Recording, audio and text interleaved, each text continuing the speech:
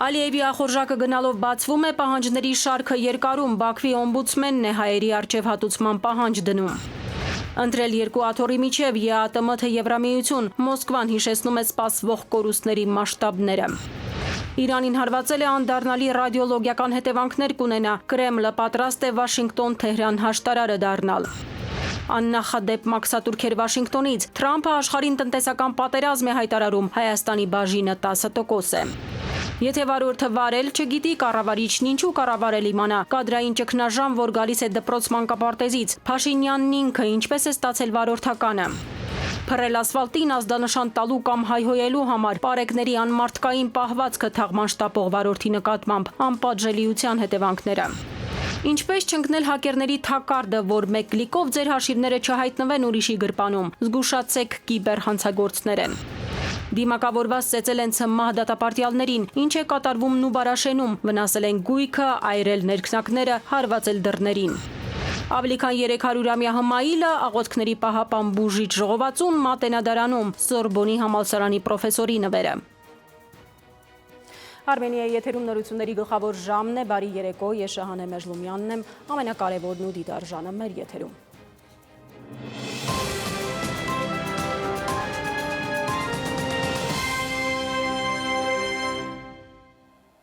Երևանից Բաքվի նոր պահանջները անընդունելի են, հայտարարել է Ֆրանսիայի արտգործնախարարը։ Ադրբեջանը այժմ պահանջում է վերանայել Հայաստանի սահմանադրությունը։ Այս նոր նախապայմաններն անընդունելի է և ձգձգում է ստորագրումը, ասել է Ժան-Նոել Բարոն։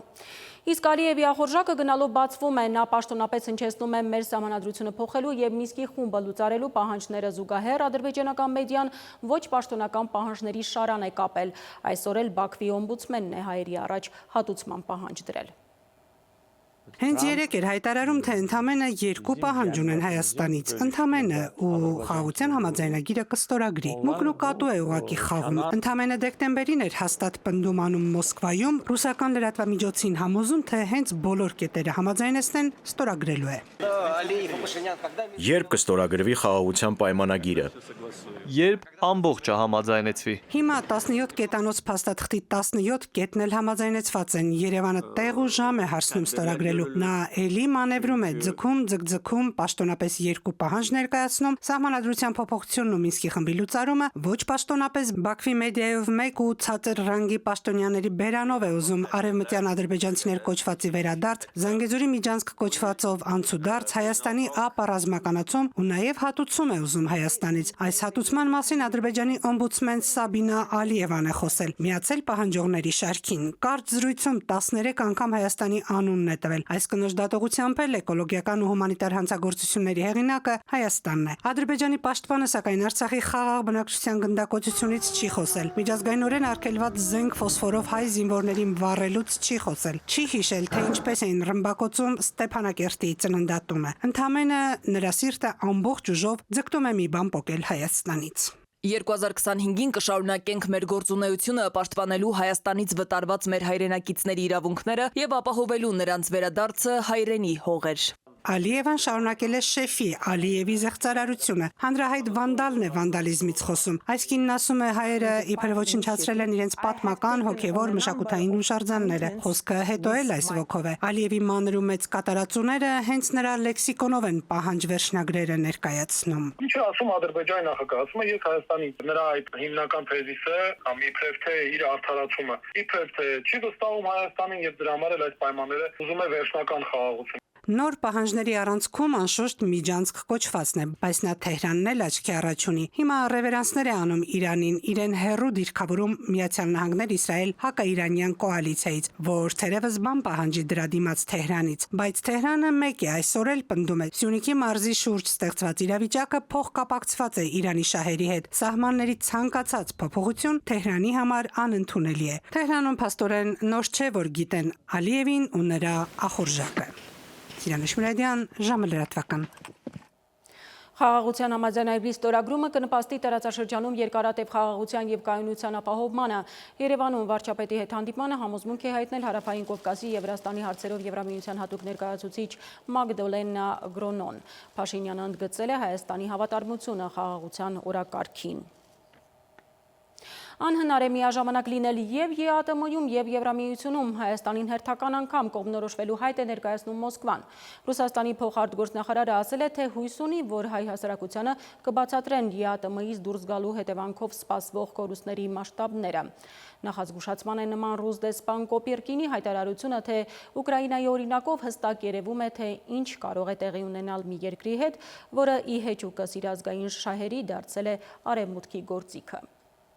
Երկու աթոռի վրա նստելու երևանյան փորձերն արդեն ամենօրյա ռեժիմով են փորձում կանխել ռուսները։ Պաշտոնական Ռուսաստանը պարբերաբար տարբեր դիվանագետների միջոցով Հայաստանին հորդորում է վերջապես որոշել ԵՄ թե ԵԱՏՄ։ Վերջին հայտարարությունը փոխարտգործնախարար Գալուզինն է արել, թե անհնար է միաժամանակ լինել ԵԱՏՄ-ում և ԵՄ-ում, բայց ըստ դիվանագետի ընտրությունը Հայաստանի ձեռքին է։ Միայն Հայաստանը պետք է որոշի, թե որտեղ է ավելի շահավետ գտնվել է։ Գալուզինն ընդգծել է, որ ԵԱՏՄ-ն իրավահավասար պետությունների միություն է, մինչդեռ ԵՄ-ն կառույց է, որտեղ նրա խոսքով իշխում է ցուցափայտային կարգապահությունը, որը ենթարկվում է բրյուսելյան չինովնիկների կողմից իրականությունից կտրված հակառուսական նարատիվներին։ Հուսով ենք, որ ԵԱՏՄ-ին անդամակցության բոլոր օգուտները եւ ԵԱՏՄ-ի հետ խզումից առաջացած կորուստների մասշտաբները կբացատրվեն հայ հասարակությանը, որպեսզի օբյեկտիվ պատկերացում ունենա իրականության մասին։ Ռուսաստանի արտգործնախարարության հատուկ հանձնարարություններով դեսպան Ռոդիոն Միրոշնիկն էլ նախորդին թեմային անդրադարձավ։ Ասաց, իհարկե Հայաստանի գործերին չեն խառնվելու, բայց հայկական կողմին կոչ արեց հետևանքների մասին մտածել, օգուտներն ու վնասները հաշվարկել։ Ռուս պաշտոնյան անգամ օրինակ բերեց, թե Ուկրաինան վաղուց է իր սահմանադրության մեջ ներառել Եվրամիությանը եւ ՆԱՏՕ-ին անդամակցելու ձգտումը։ Հետո հռետորական հարց. ո՞րն է այս գործընթացում այդ երկրի առաջընթացը։ Հայաստանի կողմնորոշվելու վտանգները հաշվարկելու մասին այս իրադարձություններին ի դեպ նախորդեց տեղեկությունը, որ պաշտոնական Երևանը ՀԱՊԿ անդամավճարից հրաժարվում է։ Տնտեսական ու քաղաքական իրադարձությունները զուգահեռվում են, քաղաքագետն ասում է, եթե միայն տնտեսական լինեին հետևանքները, ապա հայաստանյան դիրքորոշումը համագործակցել Եվրամիության հետ, անգամ անդամակցել գուցե ընդունելի կլիներ։ Փորձագետն ընդգծում է,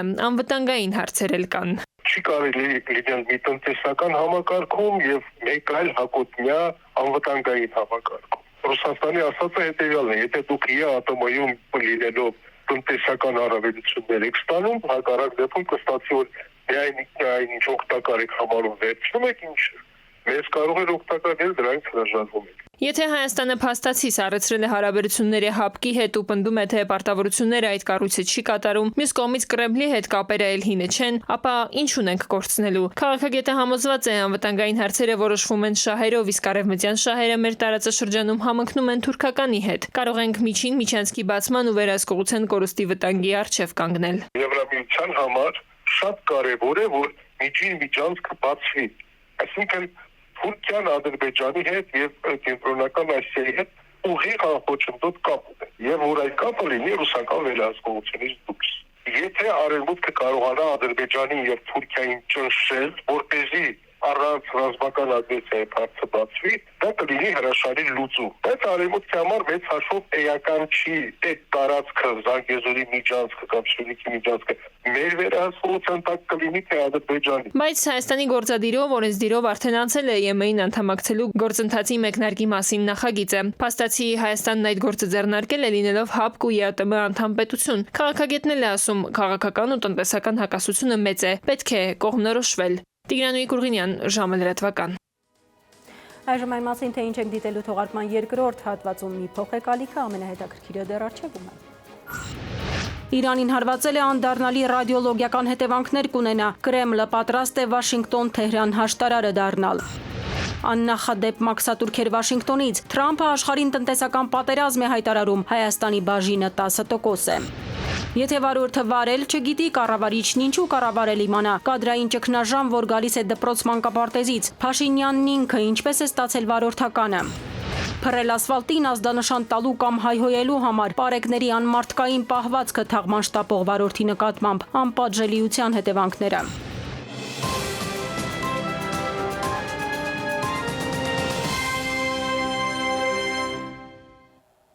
Մենք վերադարձանք, շարունակում ենք թողարկումը։ Ռուսաստանը անընդունելի է համարում Իրանի միջուկային օբյեկտները ռմբակոծելու սպառնալիքը, հայտարարել է Ռուսաստանի արտգործնախարարության ներկայացուցիչ Մարիա Զախարովան եւ հավելել, հարվածները անդառնալի ռադիոլոգիական հետևանքներ կունենան տարածաշրջանի եւ աշխարհի համար։ Մոսկվան հանդես է գալիս արևմուտքի հետ Իրանի թյուրըմբռնումների դիվանագիտական լուծման օգտին, ասել է Զախարովան։ Ավելի վաղ Թրամփը Իրանին սպառնացել էր աննախադեպ ռմբակոծություններով։ Վաշինգտոնը տնտեսական պատերազմ է հայտարարել աշխարհին, աննախադեպ մաքսատուրքեր սահմանել ներմուծման համար։ Եկել է Միացյալ Նահանգների համար ոսկե դարաշրջանը։ Ձեռքին բռնած հավելյալ տուրքերի ենթարկվող երկրների ցուցակը, որում ի դեպ Հայաստանի անունն էլ կա, 10% հարկումով Թրամփը հայտարարել է ազատագրման օրվա եւ ամերիկյան տնտեսական անկախության հռչակագրի մասին։ Եվրամիությունից ներմուծման մաքսատուրքերը կկազմեն 20%, իսկ չինական ապրանքներինը կգերազանցի 30%-ը։ Հետաքրքիր է, որ Ռուսաստանը ցուցակում չկա։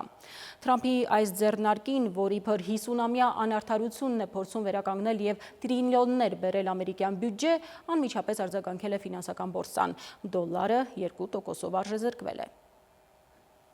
ԱՄՆ նախագահը առևտրային պատերազմ է սկսել ամբողջ աշխարհի դեմ։ Սպիտակ տանը տեղի ունեցած հանդիսավոր արարողության ժամանակ Թրամփն ապրիլի 2-ը հռչակել է Ամերիկայի ազատագրման օր եւ հայտարարել, որ Միացյալ Նահանգները ապրանքների ներմուծման վրա սահմանում է այնպիսի ընդգրկուն մաքսատուրքեր, որոնք չեն եղել անցյալ դարի սկզբից ի վեր։ Աշխարհի ամենամեծ տնտեսությունն ունեցող պետության հետ բոլորն են ուզում գործ բռնել։ Այսպիսով Թրամփը կարծում է, թե բարեկամներին, թե հակառակորդներին կարող է ստիպել զիջումների գնալ։ Մինչև 50% մաքսատուրք ճնշում ներդրողների վրա, թե խթան, որպեսզի ամերիկացիները սկսեն տեղական արտադրությամբ զբաղվել։ Քանի որ ԱՄՆ-ն ձեռնարկել է ազատ առևտուրը աշխարհով մեկ, ներմուծումը շատ է աճել վերջին տասնամյակների ընթացքում։ Եվ եթե այդ տուրքերը ոչնչոտեն ներմուծմանը, ապա տեղական արտադրողները կդառնան ավելի մրցունակ։ Բայց կկարողանա Ամերիկան ծածկել պահանջարկը արտադրել ամեն ինչ, տնտեսագետը համոզված չէ։ Թրամփը կարծում է, որ առևտրային գործընկերները ավելի մեծ շահույթ են ստանում ԱՄՆ-ից, քանի որ ավելի շատ ապրանքներ են վաճառում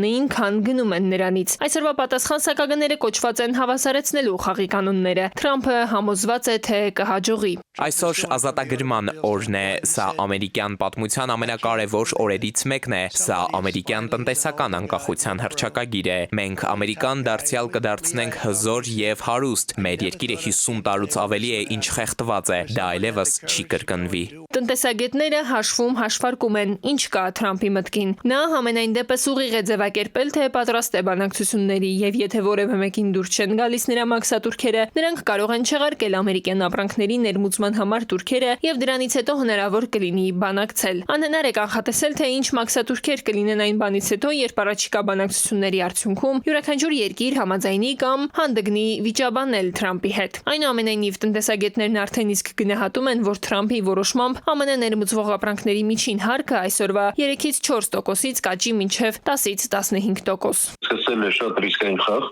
Եթե հաջողեց, կարող է ԱՄՆ-ին այն տալ, ինչ ուզում է, տնտեսական եւ արդյունաբերական ցիկլը ավարտվել է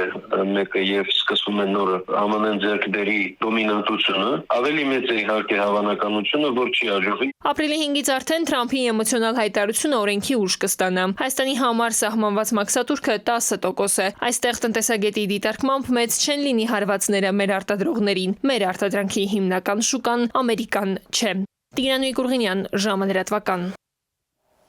Միաժամանակ Միացյալ Նահանգներից մեր երկիր ապրանքների ներմուծումը կհեշտացվի, ավելի արագ կներմուծենք ապրանքներ նաև Եվրամիության երկրներից, Շվեյցարիայից, Նորվեգիայից, Հարավային Կորեայից, Ճապոնիայից եւ Մեծ Բրիտանիայից։ Հայաստանի կառավարության որոշման համաձայն այդ երկրների արտադրանքը կազատվի ԵԱՏՄ չափանիշներով սերտիֆիկացումից։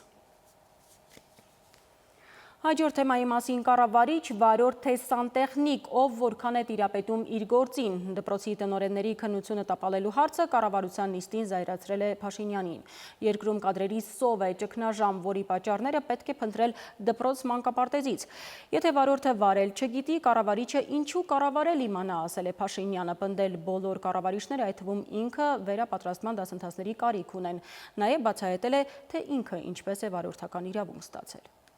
Երկրում մարդկային ռեսուրսի ճգնաժամ կա, Փաշինյանն է ֆիքսել։ Ասում է 2018-ից սկսած դժգոհություններ ու բողոքներ է լսում ստանում, որ կառավարությունը սխալ կադրային քաղաքականություն է վարում։ Դրա պատճառն ըստ Փաշինյանի հենց այդ ռեսուրսի ճգնաժամն է։ Իսկ գիտեք ինչի է ճգնաժամ։ Որովհետև մի երկրում, որտեղ Բնակավայրերի 70 եւ ավել տոկոսում մանկապարտեզ չկա։ Երբ որ դպրոցների 70 եւ ավել տոկոսը կիսավերված է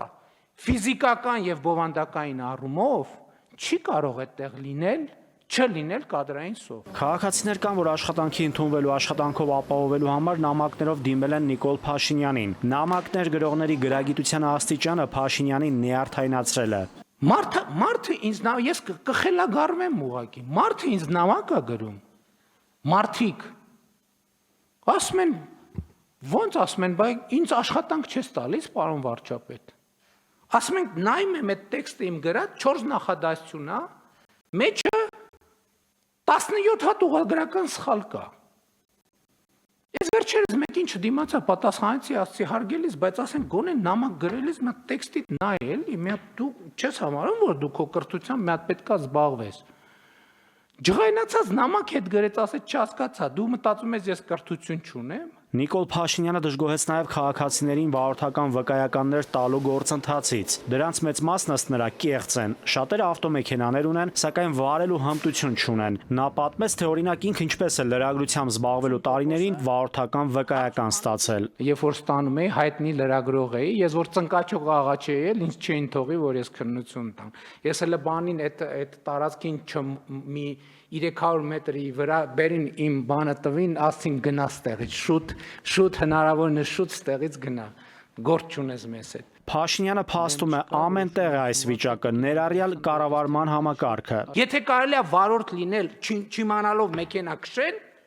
ինչի չի կարելի լինել կառավարի չիմանալով կառավարել։ Ինչի։ Եթե դա հանրության մեջ կոնսենսուս է, որ կարելի է տենց, ինչ տարբերություն, ինչ մեքենա ես վարում։ Հայաստանում տարեցտարի ավելացող վթարներն ու զոհերի մեծ թիվը հանրային ու անվտանգության մեծ խնդիր են դարձել, ասում է կառավարության ղեկավարն ու եզրակացություն անում։ Անհրաժեշտ է Հայաստանում վարորդների ատեստավորում անցկացնել։ Նաիրի Մուրադյան, ժամը լրատվական։ Ավելի քան 700,000 քաղաքացի այս տարի եկամուտների տարեկան հայտարարագիր ներկայացնելու պարտավորություն ունի։ Այն կատարելու համար անհրաժեշտ է նույնականացման քարտ, ակտիվացած էլեկտրոնային ստորագրություն եւ հարկ վճարողի հաշվի համար։ Ինչպես դրանք ձեռք բերել, սա գլխացավանք է դարձել հասարակ քաղաքացիների համար, մանավանդ որ նույնականացման քարտ ստանալու հերթերը տասնյակ հազարների են հասնում։ Ժամկետը մինչև նոյեմբեր է։ Հայտարարագիր ներկայացնելու ժամկետները երկարաձգվեցին, քանի որ Հայաստանում շատերը չունեին նույնականացման անձնագիր էլեկտրոնային ստորագրության համար։ Կենսաչափական անձնագիր ստանալու ճանապարհին շատերը բախվում են խնդիրների։ Եթե լիներ նորմալ համակարգված աշխատանք, նորմալ պլանավորում, դա կամ պետք է ուրեմն այս աշխատանքները նախապատրաստական շատ ավելի շուտ սկսվեին, շատ ավելի քիչ թվով բարիերներ խոչընդոտներ լինեին, մասնավորապես այդ նույնականացման քարտի հետ կապված։ Հոկտանյանն ինքն էլ բախվել է այս խնդրին, ասում է ինքն էլ ոչ նույնականացման անձնագիր ունի, ոչ կրիչ եւ որ իրեն էլ դրանց հասնելու երկար շղթան է սպասվում։ Իսկ ներքին գործերի նախարարության միգրացիայի եւ քաղաքացիության ծառայությունից ժամին տեղեկացրին, որ հայտարարագրի համատեքստում աշխուժացած պահանջարկով պայմանավորված տարեսկզբից մինչև օրս 77,321 դիմում ունեն։ Միևնույն ժամանակ դիմումը ներկայացնելու իր հերթին է սպասում մոտ 70,000 քաղաքացի։ Արդյոք համակարգը պատրաստ կլինի այս ծավալի տվյալների ներբեռնմանը։ Պատասխանատուները դժվարանում են կանխատեսումներ անել։ Եթե վերցնենք աշխատող, բայց ID քարտ չունեցող անձանց թիվը, դա ավելի մեծ թիվ է։ Հիմա ըստ էության մենք միշտ ունենք այդ իրավիճակը, երբ սահմանված վերջնաժամկետների մոտ նոր աշխուժանում են հոսքերը, արդեն ավելի ուշ պետք է խոսենք ինչպիսին է դինամիկան։ Այս պահին այն թողունակությունը բավարար է։ Էլեկտրոնային ստորագրություն ձեռք բերելու համար նույնականացման քարտի վրա պարտադիր է կրիչի առկայությունը։ Սա դիմորդներն ավելորդ գլխացավանք են համարում, իսկ կրիչին հասնելու ճանապարհը պարզվում է բավականին երկար է։ ID քարտը վերցնելուց հետո անդը պետք է մոտենա իր հեռահաղորդակցության օպերատորին, տելեկոմ օպերատորին եւ փոխարինի իր բջջային քարտը։ Նոր վերաթողարկված բջջային քարտը հնարավորություն է տալիս էլեկտրոնային ստորագրություն ապահովելու։ Էլեկտրոնային ստորագրության տարեկան վճարը նախապես սահմանել 3500 դրամ, բայց Նելի Դավթյանն ասում է, որ իր տեղեկություններով որոշում կա, որ հայտարարագրման process-ի ընթացքում այդ գումարը չի գանձվելու։ Սիլվի Մուրադյան, ժամը լրատվական։ Երևանի կենտրոնում ասֆալտին փռելու օպերացիայի կադրերը փոթորկել են համացանցը, իրավապահները խմբով վարորդին կոպտորեն հանել է մեքենայից, գետնին տապալել, ձեռնաշղթաներ հագցրել, պնդում են հայհոյել է։ Վարորդը հակադարձում է, բոլորի պես ինքն էլ է ազդանշան արձակել, չգիտես ինչու, միայն ինքը արժանացել նման վերաբերմունքի։ Իրավապաշտպանների կարծիքով քաղաքացուն նվաստացնելու պարեկների բիրտ պահվածքը անպատժելիության քաղաքական հովանավորչության հետևանք է։ Մայրաքաղաքի կենտրոնում ոչ թե մարտաֆիլմի նկարահանումներ են, այլ ռեալիթի շոու իրավապահների մասնակցությամբ։ Սահմանադրությամբ բարձրագույն արժեք համարվող մարդուն պարեկային ծառայողներն ասֆալտին են փռում, որովհետև հայհոյել է, ներքին գործերի նախարարությունն է պարզաբանում։ Սոցկայքերում պարեկների մասնակցությամբ տարածված տեսանյութի առնչությամբ հայտնում ենք, որ պետական արարողակարգային միջոցառումների շրջանակում, երբ ոստիկանության ծառայողները ապահովել են մեքենաների շարասյան անցումը, վարորդներից մեկը հայհոյանք է հնչեցրել։ Նա բերման է ենթարկվել համայնքային ոստիկանության կենտրոնական բաժին։ Վարորդն էլ պնդում է, չի հայհոյել, հարազատի հուղարկավորության արարողությանն է շտապել առավոտյան 10-ին։ Լրատվամիջոցներից մեկի հետ զրույցում նշել է, մոտ 25 րոպե ճանապարհը փակ է եղել, վարորդները սկսել են մեքենաներից ազդանշան արձակել, ինքն էլ բոլորի պես, ընդամենը։ Ասում է, եկան, հենց իրեն տարան, ով է ճիշտ, ով սխալ, հարցն օդում է մնում, բայց գերատեսչության պարզաբանումը մեր երկրի նախկին օմբուդսմենի զարմանքն է հարուցել։ Ոստիկանը փողոցային ռազմորկայի մասնակից կամ հարց լուծող չէ, որ անգամ քաղաքացու կողմից հայհոյանքի դեպքում արգելված վերաբերմունքով այն էլ հրապարակայնորեն նվաստացնի քաղաքացուն։ Եվ ներքին գործերի նախարարության պարզաբանումը խախտում է Հայաստանի սահմանադրությունն ու միջազգային պարտավորությունները, արդարացնում արգելված վերաբերմունքը։ Սա քաղաքական հովանավորության հետևանք է։ Անպատժելիության քաղաքական հովանավորության արդյունքում խրախուսվում է նման արգելված վերաբերմունքը եւ հեղինակազրկվում այն ոստիկանների ծառայությունը, որն առանց օրենքի խախտումների է իրականացվում։ Իրավական փորձագետն էլ նկատում է, տեղի ունեցածը խնդրահարույց է նաև այն իմաստով, որ հստակ մեսիջ է հանրությանը, անգամ փոքր անհամաձայնության դրսևորումը կարող է նմանատիպ պատասխանի արժանանալ։ Այստեղ ինչն է շատ հետաքրքիր, որ հաստատի մենք տեսնենք, որ վարորդը որևէ դիմադրություն որպես այդպիսի ցույց չի տալիս եւ հարձակվում են միանգամից մի քանի պարեկներ, քիչի մեքենայի մեջից ուժով դուրս են բերում, ասֆալտին բարыз բուն իմաստով պարկեցնում են եւ հետո տանում են բաժի։ Այս ամեն ինչը իրավական գնահատական պիտի ստանա մի քանի հարցերի ու չափանիշների ներքո, որովհետև այստեղ կոնկրետ ակնհայտորեն համաչափության հարց կա։ Մասնագետը նաև ընդգծում է, ավտոմեքենան անձի մասնավոր տարածքն է ու այստեղ էլ են բազում հարցեր առաջ գալիս, ինչ իրավունքով եւ ինչի հիման վրա։ Ավտոմեքենան ի դեպ վարորդի տեղեկացմամբ տուգանային հրապարակում է ու այն արդեն մի քանի օր է չի կարողանում վերադարձնել, ասում է մի տեղից մյուսն են ուղարկում։ Էդուարդ Պողոսյան, ժամը լրատվական։ Դարձյալ դադարմեր եթերում կվերադառնանք քիչ անց։ Ինչպես չընկնել հակերների թակարդը, որ մեկ կլիկով ձեր հաշիվները չհայտնվեն ուրիշի գրպանում, զգուշացեք կիբերհանցագործներ են։ Դիմակավորված ծեծել են ՑՄՀ դատապարտյալներին, ինչ է կատարվում Նուբարաշենում, վնասել են գույքը, այրել ներքնակները, հարվածել դռներին։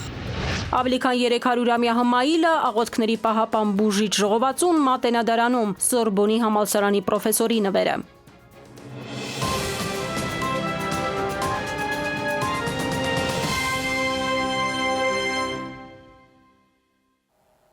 Մենք վերադարձանք, շարունակում ենք թողարկումը։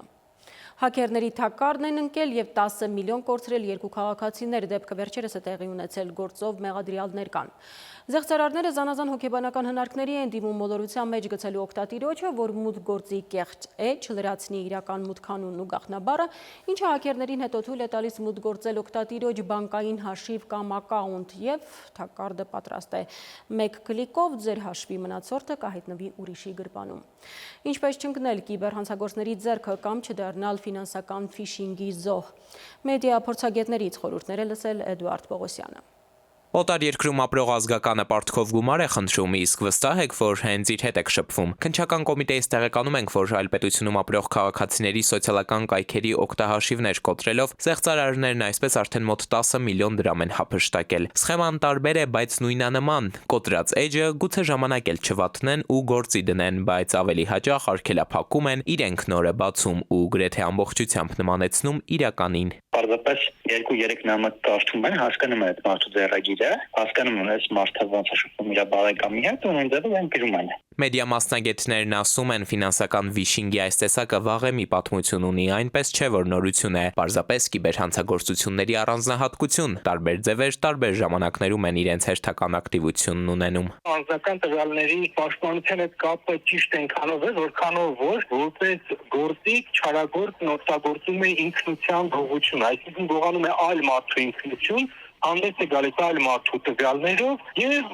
ըստ էության այդպես փաթեթավորելով իր համացանցային կեղծիքը հաջողացնում է մարդկանց վստահությունը չարաշահել, խաբել ու գումարները մարդկանցից կորվել։ Ուշագրավ փաստ գրանցված վերջին հափշտակությունների դեպքում զեղծարարները հուզիչ պատմություններ չեն պատմել, թե օրինակ դրսում են հայտնվել կամ դժբախտ պատահարի զոհ դարձել։ Ընդամենը մի կենցաղային պատրվակ։ Պատվեր ունեմ, քարտիցս վճարում չի ընդունում, իմ փոխարեն կանես, քեզ փոխանցեմ։ 3 կանոնները գնալ դեպի սկզբնաղբյուր,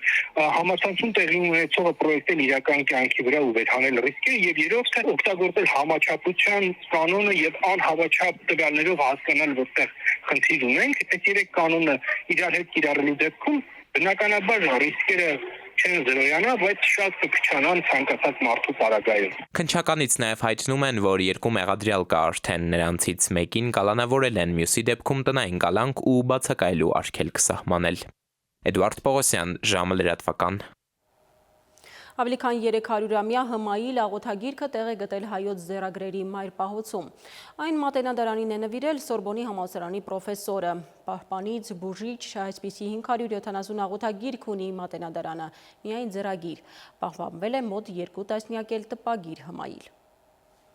Մատենադարանի ժապավինաձև հմայիլների հավաքածուն համալրվել է 1717 թվականին Կոստանդնուպոլսում տպագրված ևս մեկ օրինակով։ 480 սանտիմետր երկարությամբ գլանաձև իրար սոսնձված թղթերում առկա են մանրանկարներ եւ հմայիլներին հատուկ աղոթքներ։ Այն մատենադարանին է նվիրաբերել Սորբոնի համալսարանի պրոֆեսոր հայագետ Իոննա Ռապտին։ Հմայիլն աղոթքների, աղերսների, մաղթանքների ժողովածու է, որն ունի պահպանիչ բուժիչ նշանակություն։ Այն կախարդական աղոթքներով ոշտված մի առարկա է, որը գրողին պաշտպանում է տարատեսակ փորձանքներից։ Մարդիկ գրել են իրենց վրա, գոյություն են ունեցել հատուկ այսպես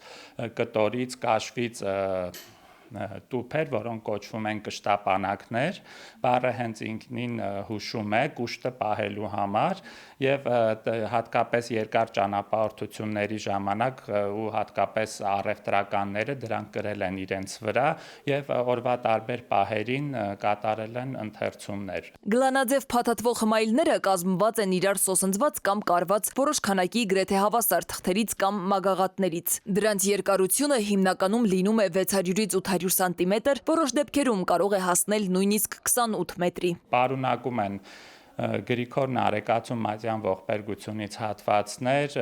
Ներսե Շնորհալու հավատով Խոստովանիմը, Ավետարանից հատվածներ։ Նվիրաբերված յուրաքանչյուր մատյան, ձեռագիր կամ նմուշ նախ եւ առաջ ախտահանվում, որովհետև մասնավոր հավաքածուներում պահվելով կամ անհատ հետազոտողների կամ անհատների մոտ պահվելով այսպես վտանգված են լինում, հատկապես տարբեր սնկային հիվանդություններով եւ այլն։ Մատենադարանը ունի ձեռագիր եւ տպագիր հմայիլների մեծ հավաքածու։ Այսօր դրանք մի քանի հարյուրի են հասնում։ Հնագույնը գրված է 1428 թվականին Մուֆարղինում Սիմեոն Դպիրի կողմից։ Ներկայումս ունենք 571 ձեռագիր միավոր, հնագույն միավորները թվագրվում են 15-րդ դարից, իսկ հստակ թվական ունեցողը 1428 թվականին է գրվել եւ կրկին պահվում է մատենադարանում։ Հավատարիմ իր առաքելությանը մատենադարանը շարունակում է իրականացնել, այդ թվում ձեռագիր մատյանների տունդարձի արշավը։ Արդեն հուլիսին կբացվի 1 տարվա հավերժությունը խորագրով ժամանակավոր ցուցադրությունը, որն այս տարիների ընթացքում ձեռք բերված ձեռագիր եւ արխիվային հնատիպ նմուշների ցուցադրությունն է, հաշվետվություն մնայուն արժեքների վերաբերյալ։ Սվետլանա Ավդիշյան, Վահան Գուլոյան, ժամը լրատվական։ Դիմակավորված ծեծել են ՑՄՀ դատապարտյալներին, ինչ է կատարվում Նուբարաշենում, վնասել են գույքը, այրել ներքնակները, հարվածել դռներին։ Այս եւ օրվա մյուս ուշագրավ նորությունները մեկ տեսաշարով։ Պարտադիր զինվորական կամ այլընտրանքային ծառայությունից, վարժական հավաքներից խուսափելու համար նախատեսված քրեական պատիժները կխստացվեն։ Արդարադատության նախարարությունն առաջարկում է նախատեսված 2-ից 5 տարի ժամկետով ազատազրկումը փոխարինել 3-ից 6 տարով։ Տուգանքն 15-ապատիկից դարձնել 30-ապատիկ, ազատազրկման համար նախատեսված առավելագույնը 2 տարի ժամկետը փոխարինել 1-ից 3 տարի ժամկետով։ Ընտանիքի անապահովության գնահատման նոր համակարգում կներդրվի սոցիալական աջակցության տրամադրումը բացառող նոր գործոն։ Եթե ընտանիքի անդամներից որևէ մեկը վարկային պայմանագրի երաշխավոր է եւ եթե երաշխավորության պայմանագրի գումարը գերազանցում է 100,000 դրամը կամ համարժեք արժույթը, ապա նա աջակցություն չի ստանա։ Այս դրույթները կգործեն այս տարվա ապրիլի 21-ից հետո դիմողների վրա։ Համակարգը ներդրվել է մարտի 17-ից Կոտայքի եւ Սյունիքի մարզերում։ 2026 թվականի հունվարի 1-ից գնահատման նոր համակարգը կներդրվի ամբողջ հանրապետությունում։ Բողոքի ակցիա կառավարության շենքի դիմաց։ Արցախից բռնի տեղահանվածները հայտարարում են, որ 40 + 10,000 դրամի աջակցության ծրագիրը պետք է շարունակական լինի այնքան ժամանակ, մինչև բնակապահովման ծրագիրը հասանելի լինի բոլոր արցախցիներին։ Աշխատանքի և սոցիալական հարցերի նախարար Նարեկ Մկրտչյանը հայտարարել էր, որ Հայաստանի իշխանությունը կրճատել է արցախցիներին տրամադրվող պետական աջակցությունը, որպեսզի նրանք արագ և ինտենսիվ ներառվեն աջակցության երկարաժամկետ ծրագրերում։ Ապրիլի 1-ից այդ աջակցությունը ստանում են միայն թոշակառուները, անչափահասները և հաշմանդամություն ունեցող անձինք։ Մարդու իրավունքների պաշտպանի գրասենյակը հանգստացել, որ Նուբարաշեն քրեակատարողական հիմնարկում դիմակներով անձիկ ծեծել են ՑՄԱ դատապարտյալներին եւ որ նրանց որևէ բուժօգնություն չի ցուցաբերվում։ Քրեակատարողական ծառայությունն էլ հայտնեց, որ այդ քրեակատարողական հիմնարկի դատապարտյալներից մեկը նպատակ ունենալով ձեռք բերել առավելություններ այլ ազատազրկվածների նկատմամբ տևական ժամանակ խաթարում է հիմնարկի բնականon աշխատանքը։ Նա պարբերաբար ներկայացնում է անօրինական պահանջներ եւ նույն պահվածքին հրահրում նաեւ մյուսներին։ Որոշվել այդ դատապարտյալին տեղափոխել այլ քրեակատարողական հիմնարկ։ Ի աջակցություն վերջինիս որոշ կալանավորվածներ ու ՑՄԱ դատապարտյալներ դրսևորել են անհնազանդություն, վնասել են խցերի գույքը, այրել ներքնակները, հարվածել դռներին։ Զինվորական կենտրոնական դատախազության պետական շահերի պաշտպանությունը եւ կայազորների զինվորական դատախազությունները արձանագրել են, որ 2024-ին պետությանը պատճառված վնասի չափը 5 միլիարդ 677 միլիոն դրամ է եղել։ 2023-ին այն 5 միլիարդ 62 միլիոն էր։ Վերականգնվել է 11 միլիոն 310 հազար ԱՄՆ դոլարին համարժեք 4 միլիարդ 462 միլիոն դրամը։ Անցած տարի զինվորական կենտրոնական դատախազության պետական շահերի պաշտպանության բաժնի եւ կայազորների զինվորական դատախազությունների ուսումնասիրությունների արդյունքում արձանագրվել է 118 խախտում։ Նայիրի Մուրադյան, ժամը լրատվական։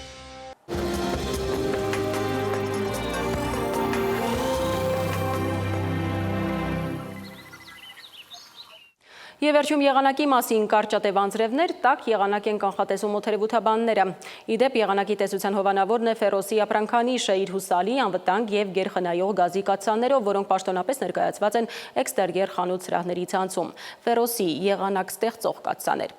Այժմ մայրաքաղաքում և մարզերում սպասվող եղանակի մասին։ Շիրակում, Կոտայքում, Գեղարքունիքում, Արագածոտում և Վայոց ձորի լեռնային շրջաններում սպասվում է 10-ից 16 աստիճան ջերմություն։ Վայոց ձորի և Արագածոտնի նախալեռներում 18-ից 22, Լոռիում 12-ից 17, Տավուշում 16-ից 21 աստիճան ջերմություն։ Արարատում, Արմավիրում 18-ից 23, Սյունիքի հովիտներում 19-ից 23, Սյունիքի նախալեռներում 15-ից 19 աստիճան ջերմություն։ Երևանում գիշերը կլինի 6-ից 8, ցերեկը 19-ից 21, երեկոյան ժամերին 10-ից 12 աստիճան ջերմություն։